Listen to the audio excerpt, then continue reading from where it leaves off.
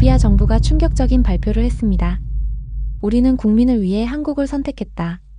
중국의 협박을 단호히 무시했고 일본의 1,500억 원 지원도 거절했습니다. 그들이 택한 건 단 하나, 바로 한국이었습니다. 이유는 놀라웠습니다. 40년 전 한국이 아프리카에 남겨두고 간 작은 흔적 하나. 그 잊혀진 역사가 지금 아프리카의 운명을 바꾸고 있었습니다. 15일 걸리던 길을 단 2분으로 무려 99.99% 단축한 기적. 그리고 전 세계가 경악한 한국인의 끝까지 해내는 힘. 과연 아프리카에서 벌어진 이 믿을 수 없는 반전의 결말은 무엇이었을까요? 시작하기 전 좋아요와 구독 버튼을 꼭 한번 눌러주신다면 영상 제작에 아주 큰 힘이 됩니다. 저는 타파입니다. 보츠와나 교통부에서 일하는 엔지니어죠. 저희 나라 보츠와나 옆에는 잠비아라는 나라가 있습니다. 두 나라 사이에는 잠베지강이라는 거대하고 무서운 강이 흐르고 있어요.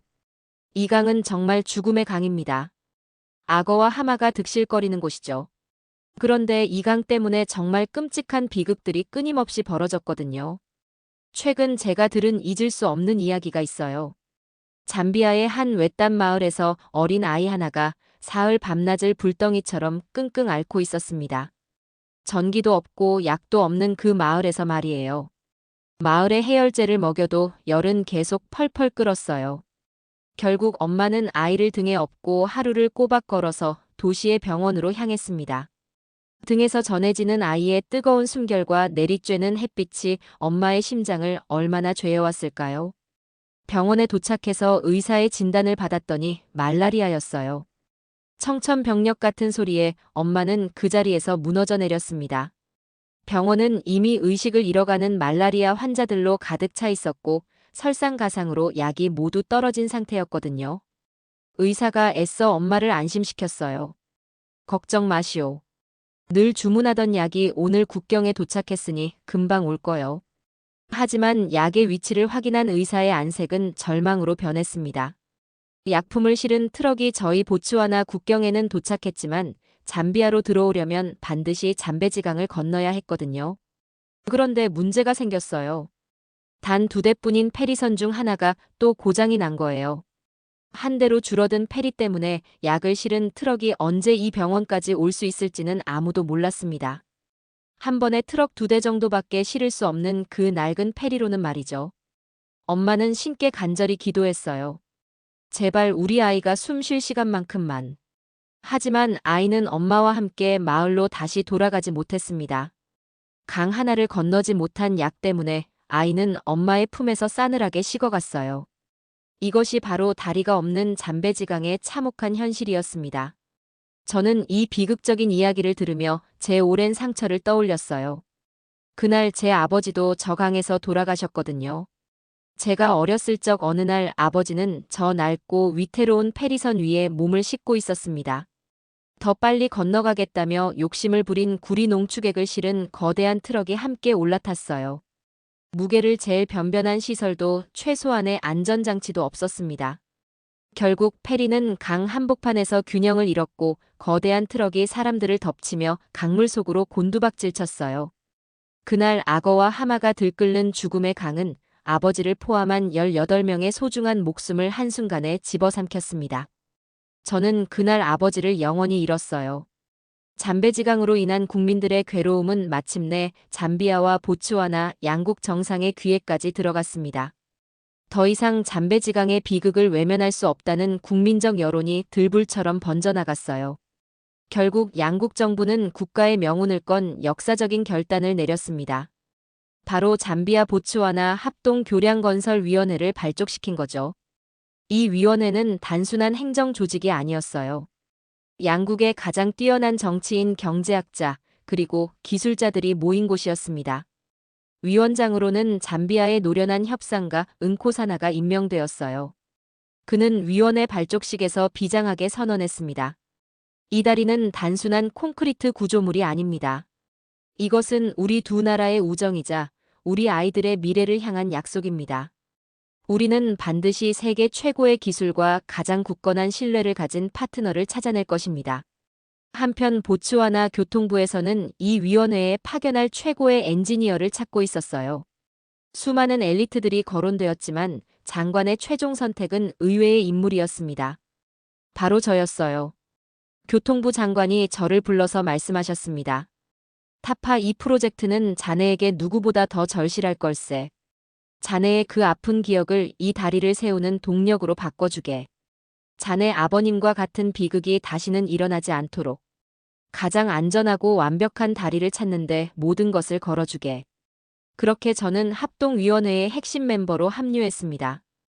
은코사나 위원장의 굳건한 의지 뒤에서 기술적인 부분을 검토하고 각국의 제안서를 분석하는 역할을 맡았어요.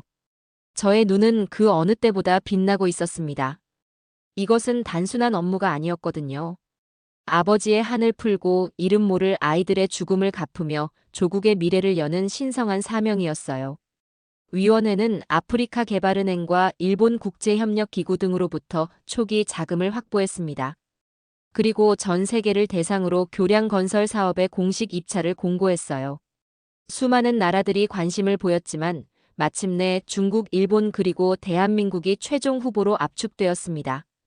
저는 은코사나 위원장과 함께 이제 아프리카의 미래를 짊어질 운명의 파트너를 선택하기 위한 마지막 관문에 들어서고 있었어요. 정말 긴장되는 순간이었습니다. 드디어 운명의 최종 입찰 프레젠테이션 날이 밝았어요.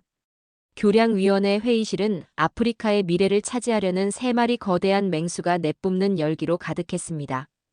각국 대표들의 눈빛에는 절대 질 수 없다는 의지가 불타고 있었어요. 첫 번째 주자는 중국 대교 집단의 왕 웨이였어요. 왕 웨이는 자신만만한 표정으로 단상에 올라 거대한 스크린에 압도적인 숫자를 띄웠습니다. 다른 경쟁자들의 제안보다 수천만 달러나 낮은 파격적인 최저가였어요. 존경하는 위원장님, 위원 여러분. 왕 웨이가 큰 목소리로 외쳤습니다. 숫자는 거짓말을 하지 않습니다. 저희는 가장 빠르고 가장 저렴하게 여러분의 꿈을 현실로 만들어 드릴 수 있습니다. 이 돈이면 다리 하나를 더 놓을 수 있습니다. 왜 더 비싼 돈을 지불하려 하십니까? 저희 중국은 이미 전 세계에 수많은 다리를 건설했습니다. 왕 웨이는 중국이 건설한 다리들의 사진을 보여주며 계속 설득했어요. 왕 웨이의 말은 단순하고 강력했습니다. 위원회 내부에서는 저 가격은 거부할 수 없다는 동요가 일었어요. 은코사나 위원장조차 깊은 고민에 빠진 듯 굳은 표정으로 턱을 괴었습니다. 두 번째는 일본 시미즈 건설의 다나카였어요. 다나카는 프로젝트의 최대 자금줄인 일본 국제협력기구의 지원을 등에 업고 여유롭게 단상에 올랐습니다.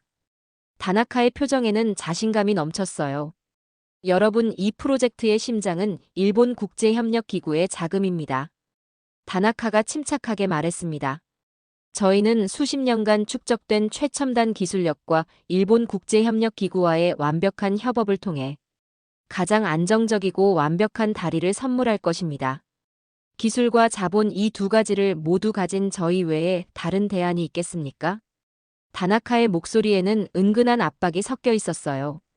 우리를 선택하지 않으면 자금줄이 끊길 수도 있다는 무언의 경고였습니다. 자금 지원을 담당하던 위원들의 얼굴이 굳어졌어요. 일본의 돈 없이는 프로젝트 자체가 불가능했거든요. 마지막으로 한국건설의 김진성 소장이 단상에 섰습니다. 김진성 소장의 프레젠테이션은 앞선 두 나라처럼 화려하지 않았어요. 김진성 소장은 담담하게 한국의 기술력과 진심 어린 파트너십을 이야기했습니다. 복합교량 기술에 대한 깊은 노하우와 안전성을 강조했지만 중국의 가격과 일본의 자본력 앞에서는 초라해 보일 뿐이었어요. 프레젠테이션이 끝나자 위원회는 격렬한 토론에 휩싸였습니다. 은코사나 위원장이 무거운 목소리로 입을 열었어요. 결국은 돈이요. 중국이 제시한 가격은 국가의 재정을 생각하면 외면하기 힘든 수준이요. 우리가 가난한 나라라는 걸 잊으면 안 돼요. 그러자 다른 위원이 급히 반박했습니다. 위원장님, 일본을 무시할 수 없습니다. 일본 국제협력기구의 자금이 없으면 이 프로젝트는 시작도 할 수 없습니다. 현실적으로 일본을 선택해야 합니다. 또 다른 위원이 끼어들었어요. 하지만 중국의 가격을 보십시오. 정말 놀라운 수준 아닙니까? 이런 기회가 또 올까요? 회의는 중국의 가격과 일본의 자본 사이에서 길을 잃는 듯 했어요. 한국은 아예 논의에서 제외되는 분위기였습니다. 그때 조용히 자료를 검토하던 제가 조용히 손을 들었습니다. 저는 대한민국을 지지합니다. 모든 시선이 저에게 쏠렸어요. 회의실이 순식간에 조용해졌습니다. 한 위원이 비웃듯 물었어요. 타파 지금 제정신인가? 저들은 가격도 자금력도 없지 않은가? 우리가 감정으로 결정할 수는 없소. 저는 자리에서 일어나 단호한 목소리로 말했습니다. 여러분 1986년을 기억하십니까? 당시 우리 보츠와나의 남북을 잇는 가장 중요한 도로. 공사를 맡았던 것이 바로 한국의 기업이었습니다. 장래가 술렁였어요. 너무 오래전이라 모두가 잊고 있던 역사였거든요. 당시 우리 보츠와나는 세계에서 가장 가난한 나라 중 하나였습니다. 열악한 장비와 부족한 인력 모든 것이 최악이었죠. 하지만 그들은 불평 한마디 없이 묵묵히 아프리카의 흙먼지를 뒤집었으며 길을 닦았습니다. 그리고 그들이 만든 그 도로는 40년이 지난 지금까지도 우리 보츠와나 경제의 대동맥으로 튼튼하게 버티고 있습니다. 저는 목소리에 힘을 실어 계속했어요. 지금도 저희 교통부에서는 신입 엔지니어들에게 그 한국의 도로 공사를 보츠와나 성공, 신화의 시발점으로 교육하고 있습니다. 그들은 단순히 길을 만든 것이 아니었습니다. 그들은 우리에게 할 수 있다는 자신감과 진정한 파트너십이 무엇인지를 가르쳐 주었습니다. 제 진심 어린 연설의 회의실의 공기가 바뀌기 시작했어요. 저는 숫자로 포장된 제안서보다 역사로 증명된 그들의 신뢰를 믿겠습니다. 은코사나 위원장은 잊고 있던 과거의 기억을 떠올리며 눈을 빛냈습니다. 가격과 자본 논리에 갇혀있던 위원들도 신뢰라는 보이지 않는 가치의 무게를 다시 생각하기 시작했어요. 그렇게 모두가 중국과 일본을 바라볼 때 한 젊은 여성 엔지니어의 용기 있는 외침이 역사의 물줄기를 바꾸고 있었습니다. 제 연설이 끝나자 회의실을 짓누르던 무거운 침묵을 깬 것은 은코사나 위원장이었습니다. 은코사나 위원장은 자리에서 일어나 위원들을 둘러보며 나지막하지만 단호한 목소리로 말했어요. 우리가 지금 무엇을 위해 여기 모였습니까? 돈을 아끼기 위함입니까? 외부의 자금을 끌어오기 위함입니까? 아니요. 우리는 국민을 위해 이 다리를 짓는 것입니다. 은코사나 위원장은 테이블을 손으로 내리치며 말을 이었어요. 교량건설에서 가장 우선시해야 할 것은 단 하나. 바로 안전입니다. 다시는 저 잠베지강에서 우리 국민들이 목숨을 잃는 비극이 없어야 합니다. 그렇다면 답은 명확합니다. 가장 안전한 다리를 지을 기술력. 복합 교량에 대한 독보적인 노하우를 가진 나라는 대한민국 단 한 곳뿐입니다. 은코사나 위원장의 외침은 위원들의 마음을 움직였어요. 그렇습니다. 이 다리의 본질은 국민의 생명이었거든요. 그리고 우리는 믿을 수 있는 사람들과 함께해야 합니다. 타파의 말처럼 수십 년 전 우리 땅에 희망의 씨앗을 뿌렸던 그들의 진심을 우리는 기억해야 합니다. 결국 수십 년 전 보츠와나의 흙먼지 속에서 묵묵히 길을 닦았던 한국의 씨앗이 마침내 빛을 발했습니다. 위원회는 만장일치로 대한민국을 최종 사업자로 선정했어요. 이 소식에 중국은 격분했습니다. 중국 정부와 중국 대교 집단은 즉시 교량위원회에 공식 항해 서한을 보냈어요. 최저가인 우리가 떨어진 이유를 해명하라. 이대로 넘어가지 않겠다. 왕 웨이는 화가 머리끝까지 난 상태였습니다. 중국의 노골적인 으름장에 잠비아와 보츠와나 정부는 단호하게 응수했어요. 우리는 국민을 위한 다리를 지을 것이다. 가격보다 기술이 우선이다. 중국이 시끄럽게 움직이는 동안 일본은 말없이 움직였습니다. 프로젝트의 최대 자금줄이었던 일본국제협력기구가 돌연 1억 1천만 달러에 달하는 자금 지원을 전면 철회한 것입니다. 공식적인 이유는 기술평가에 대한 이견이라 발표했지만 모두가 알고 있었어요. 자신들의 기업이 탈락한 것에 대한 비열한 보복이라는 것을 말이죠. 일본 대표단은 보츠와나의 교통장관을 비밀리에 만났습니다. 일본 대표단은 건설사 선정에 대한 재평가를 집요하게 요청했어요. 아프리카의 꿈이 돈과 정치 논리 앞에 무릎 꿇을 절체절명의 순간이었습니다. 하지만 장관은 단호하게 고개를 저었어요. 우리는 국민을 위한 선택을 했습니다. 그 결정은 바뀌지 않을 것입니다. 이 사실을 보고받은 응코사나 위원장은 그 자리에서 선언했습니다. 좋소. 일본의 자금 없이 우리 힘으로 가겠소. 우리는 대한민국을 믿습니다. 그것은 아프리카의 자존심을 건 위대한 외침이었어요.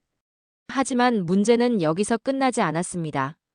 일본과 중국의 거대한 파도를 막아냈지만 이제는 전혀 예상치 못한 곳에서 암초가 나타났거든요. 이웃나라 짐바브웨가 교량 건설에 제동을 걸고 나선 것입니다. 원래 계획된 600m 직선 교량이 자국의 영해를 단 몇 미터라도 침범한다는 이유로 길을 막아선 거예요. 4개국의 평화와 번영을 위한 다리가 아이러니하게도 외교적 갈등의 불씨가 되어 프로젝트는 또다시 중단될 위기에 처했습니다. 응코사나 위원장과 저는 망연자실했어요. 이럴 수가 이제 와서 설계를 바꿀 수도 없고 대체 어찌해야 한단 말인가.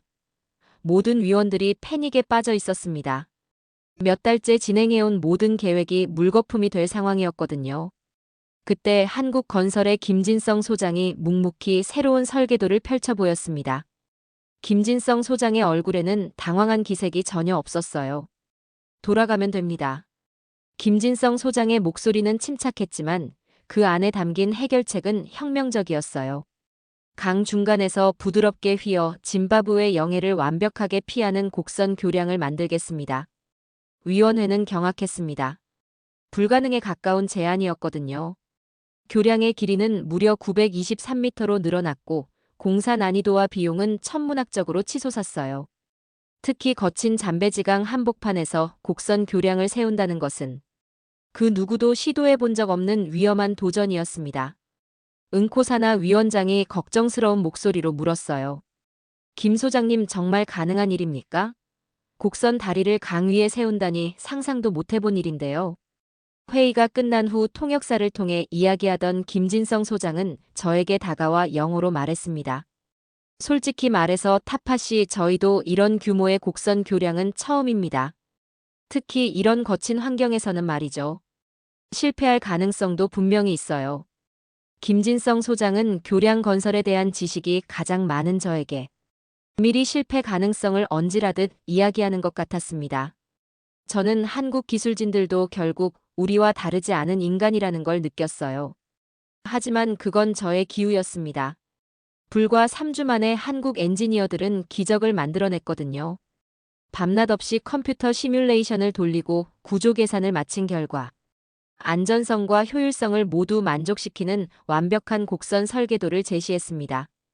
김진성 소장이 새로운 설계도를 들고 다시 나타났을 때 저는 눈을 의심했어요. 곡선 교량의 구조가 너무나 아름답고 과학적이었거든요. 타파씨 보세요. 김진성 소장이 자랑스럽게 말했습니다.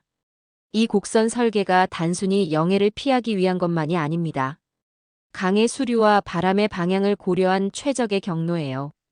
컴퓨터 시뮬레이션 결과 직선 교량보다 오히려 더 안정적인 구조라는 결론이 나왔습니다.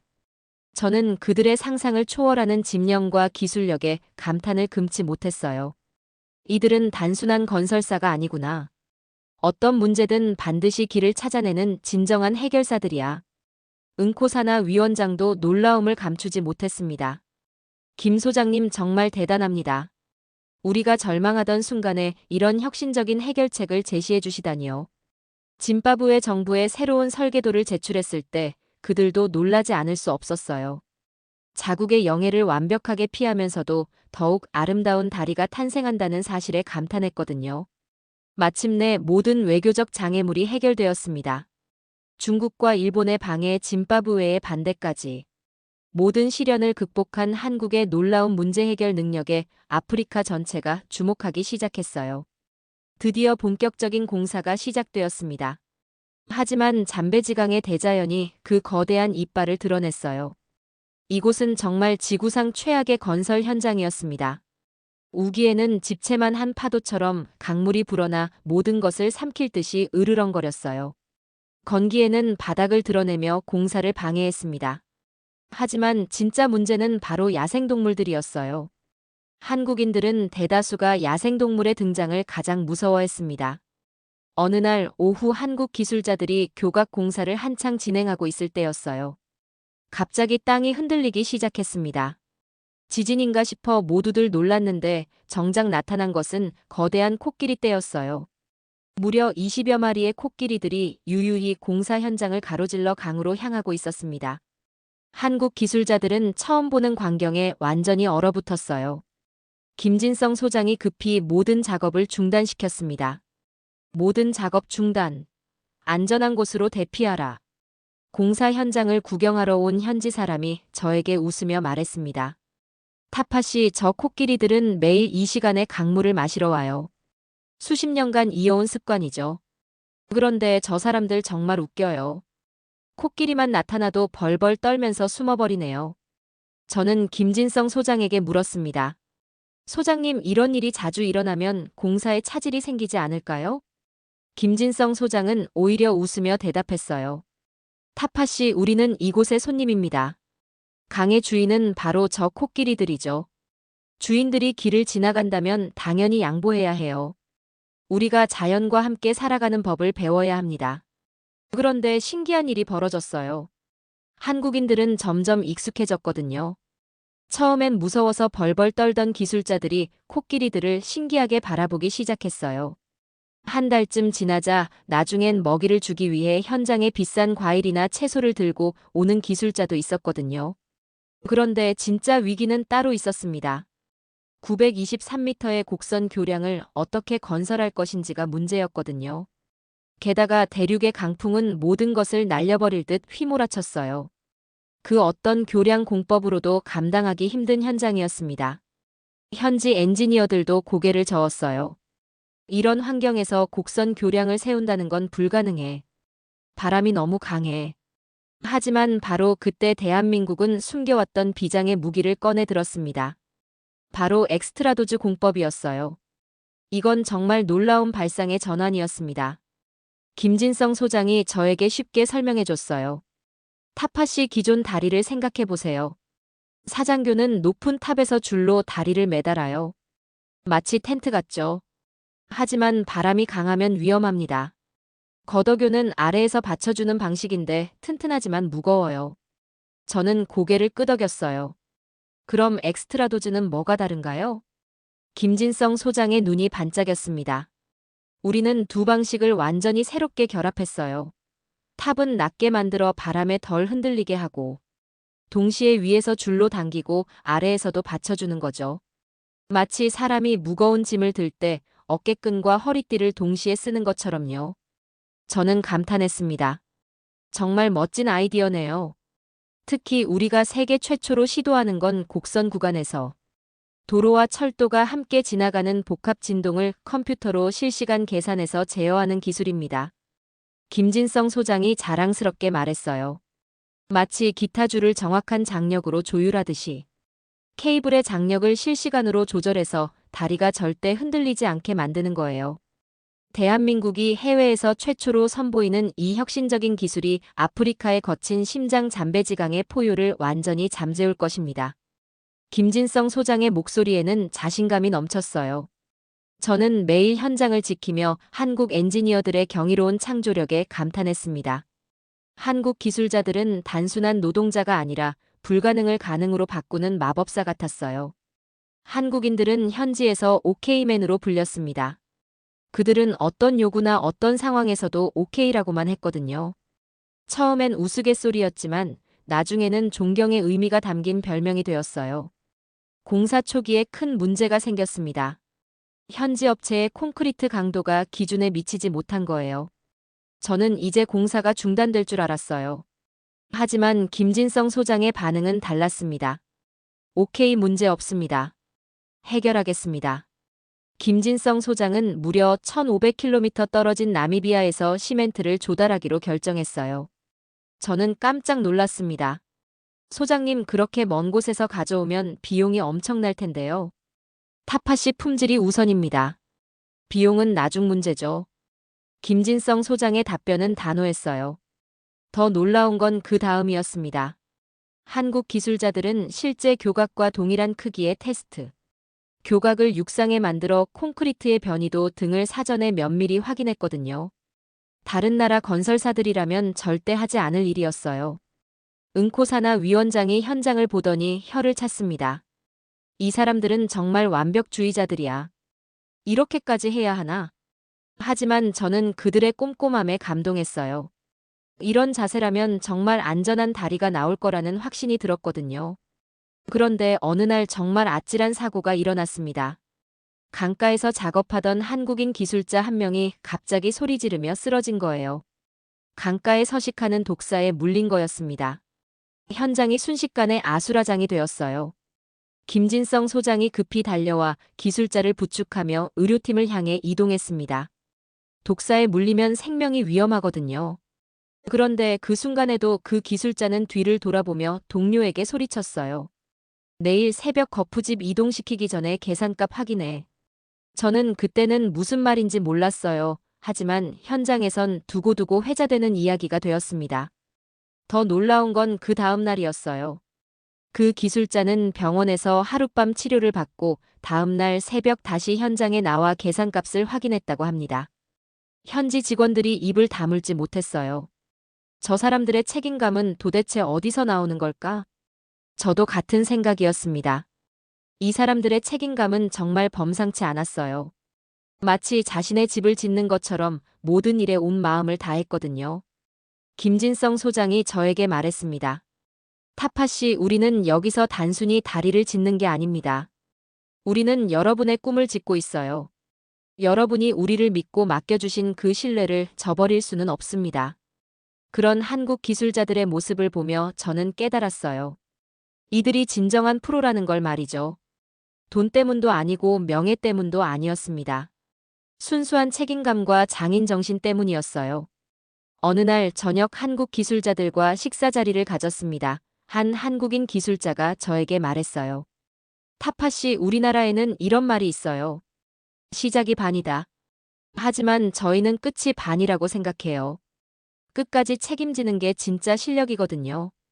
저는 그때 확신했습니다. 이 사람들과 함께라면 반드시 성공할 수 있다고 말이에요. 하지만 한국 기술자들의 진짜 시험은 이제부터였습니다. 기술과 자연의 도전을 이겨냈지만 이번엔 돈이 문제였거든요. 잠비아 정부가 극심한 재정난으로 약속된 공사비를 지급하지 못하는 사태가 벌어진 거예요. 모두가 공사가 멈출 것이라 예상했습니다. 계약서상으로도 당연한 수순이었거든요. 하지만 김진성 소장과 한국건설은 공사를 멈추지 않았어요. 김진성 소장이 저에게 말했습니다. 타파 씨, 우리는 잠비아와 보츠와나가 보여준 믿음과 기대에 보답하고 싶습니다. 여러분이 사랑하는 국민들을 위한 다리는 단 하루라도 빨리 완성되어야만 해요. 한국건설은 현장 인부들에게 지급될 임금을 마련하기 위해 한국 본사에 긴급히 협조를 구했어요. 자신들의 돈으로 공사를 계속 진행한 거였습니다. 하지만 당장 생계가 막막해진 잠비아와 보츠와나의 인부들은 결국 불만을 터뜨리며 파업을 선언했어요.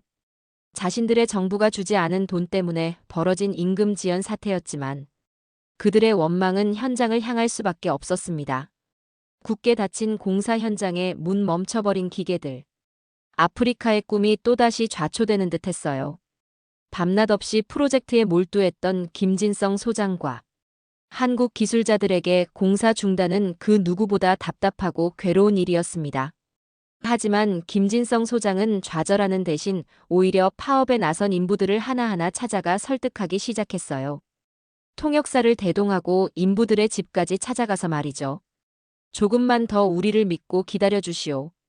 김진성 소장이 간절하게 말했습니다. 우리는 절대 여러분과 이 다리를 포기하지 않습니다. 이것이 우리의 약속입니다. 인부 대표가 화가 난 목소리로 말했어요. 약속은 좋지만 우리 가족들이 굶어가고 있소. 말로만 되는 게 아니야. 김진성 소장이 무릎을 꿇고 말했습니다. 알고 있습니다. 정말 죄송합니다. 하지만 우리는 여러분을 버리지 않을 것입니다. 한국에서 돈이 오는 대로 즉시 지급하겠습니다. 저는 그 광경을 보며 가슴이 뭉클했어요. 외국인인데도 불구하고 현지 사람들에게 무릎을 꿇고 사과하는 모습이 얼마나 진실한지 느낄 수 있었거든요. 며칠 후 정말 기적 같은 일이 일어났습니다. 한국 본사에서 긴급 자금을 보내온 거예요. 김진성 소장은 즉시 모든 인부들을 불러 모았습니다. 여러분 약속대로 임금을 지급하겠습니다. 김진성 소장이 큰 목소리로 외쳤어요. 인부들의 얼굴에 미소가 돌아왔습니다. 하지만 더 놀라운 건 그 다음이었어요. 김진성 소장이 추가로 발표한 내용 때문이었거든요. 그리고 지연된 기간에 대한 보상금도 함께 지급하겠습니다. 이건 계약서에도 없던 일이었어요. 순전히 김진성 소장의 배려였습니다. 인부들은 환호성을 질렀어요. 한 인부가 눈물을 흘리며 말했습니다. 이런 건설사는 처음 봐요. 정말 고마워요. 김진성 소장의 진심이 통했던 걸까요? 다행히 얼마 지나지 않아 잠비아 정부가 어렵게 마련한 공사비 일부를 지급하며 공사는 극적으로 재개될 수 있었어요. 가장 깊은 절망의 순간에도 돈보다 신뢰를 앞세운 한국의 굳건한 의지는 양국 국민들의 가슴에 더욱 깊이 새겨지고 있었습니다. 응코사나 위원장이 저에게 말했어요. 타파 우리가 한국을 선택한 건 정말 잘한 일이었어. 저들은 단순히 다리를 짓는 게 아니라 우리와 함께 꿈을 짓고 있어. 저도 고개를 끄덕였습니다. 이제 정말 확신할 수 있었어요. 한국과 함께라면 반드시 성공할 수 있다고 말이죠. 2021년 5월 마침내 운명의 날이 밝았습니다. 잠베지강의 거친 물살 위로 웅장하고 유려한 카중굴라 대교가 그 위용을 드러냈어요. 개통식에는 잠비아, 보츠와나, 콩고민주공화국, 모잠비크, 짐바브웨까지 무려 5개국 정상이 나란히 서서 이 위대한 기적을 경외의 눈으로 지켜보았습니다. 저는 그 순간을 평생 잊을 수 없을 거예요. 수년간의 긴 여정이 마침내 결실을 맺는 순간이었거든요. 아버지가 돌아가신 그 강 위에 마침내 생명의 다리가 놓인 거였어요.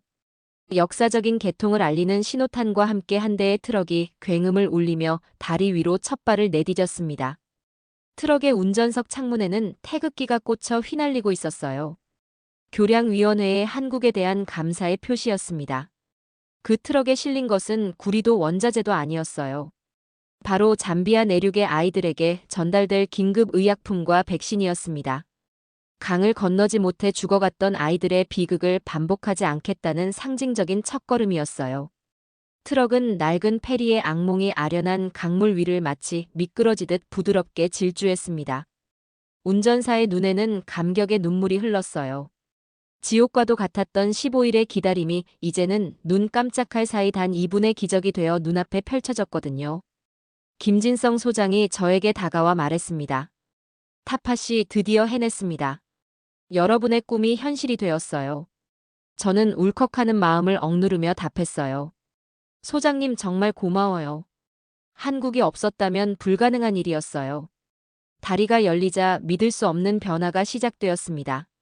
한 번에 고작 트럭 2대를 실어 나르던 페리는 역사의 뒤안길로 사라졌고 하루 최대 400대의 트럭이 대륙의 심장을 쾌속으로 질주했어요.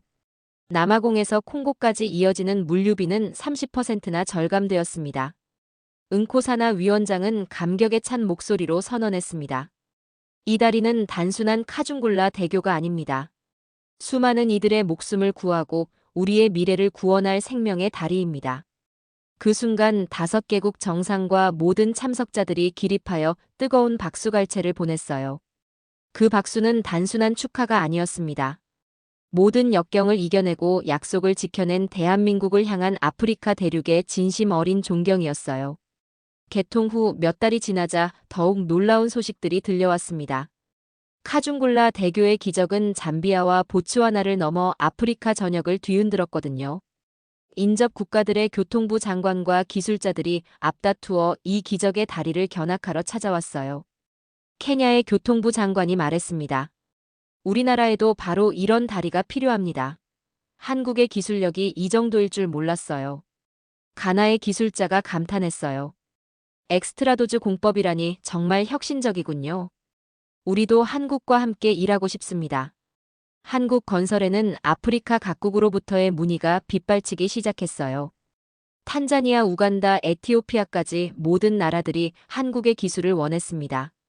김진성 소장이 뿌듯해하며 저에게 말했어요. 타파시 카중굴라 대교가 한국 기술력의 새로운 시작점이 될 것 같아요. 아프리카 전체가 우리에게 관심을 보이고 있어요. 저도 자랑스러웠습니다. 우리가 선택한 파트너가 아프리카 전체의 희망이 되고 있었거든요. 진정한 변화는 잠비아와 보츠와나 국민들의 삶 속에서 피어나고 있었습니다. 과거 시장의 풍경은 언제나 처참했어요. 식료품 가게의 선반은 텅 비어있기 일쑤였거든요.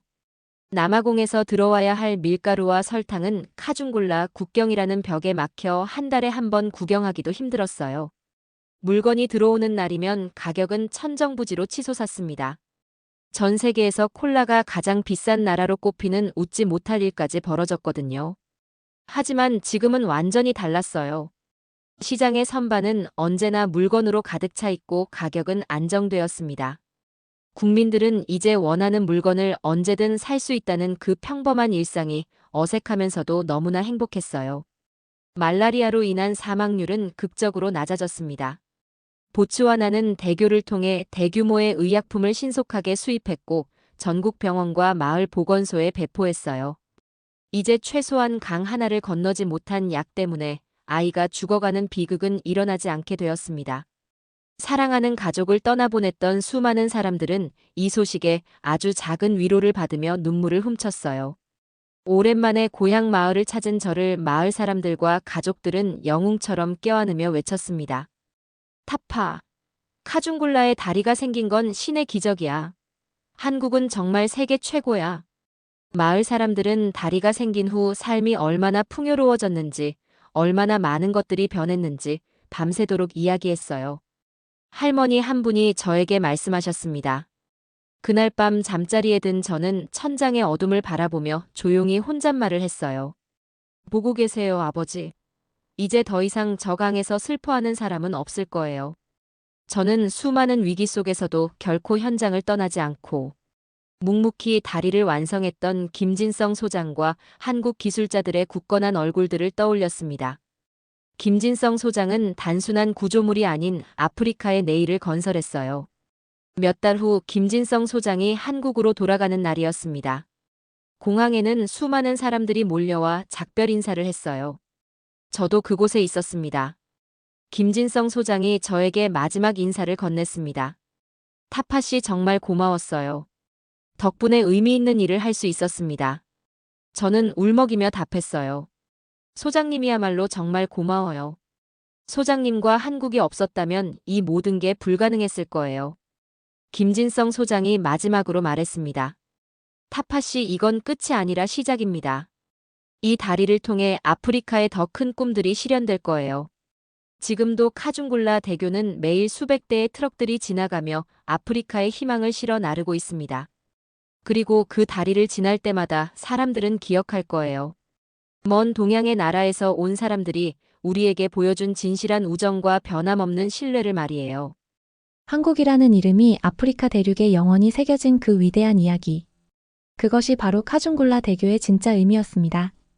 카중굴라 대교는 단순한 다리가 아니었습니다. 아프리카의 거친 강물 위에 세워진 우리의 신뢰와 책임감이었죠. 일본과 중국이 결국은 외면한 그 땅에서 우리는 끝까지 약속을 지켰습니다. 먼 아프리카 사람들이 지금도 그 다리를 건널 때마다 한국을 떠올린다고 합니다. 오케이맨이라고 불렸던 우리 기술자들의 묵묵한 헌신이 그들에게는 평생 잊지 못할 감동으로 남아있을 거예요. 기술력만으론 부족했습니다. 진심이 통했기에 가능한 일이었죠. 우리가 가진 것은 첨단 기술이 아니라 끝까지 책임지는 마음이었습니다. 영상 끝까지 함께 해주신 그 마음 잊지 않고 기억하겠습니다. 여러분의 구독과 좋아요, 그리고 남겨주신 생각 하나하나가 저희 코리아 공감의 다음 이야기를 만듭니다. 감사합니다.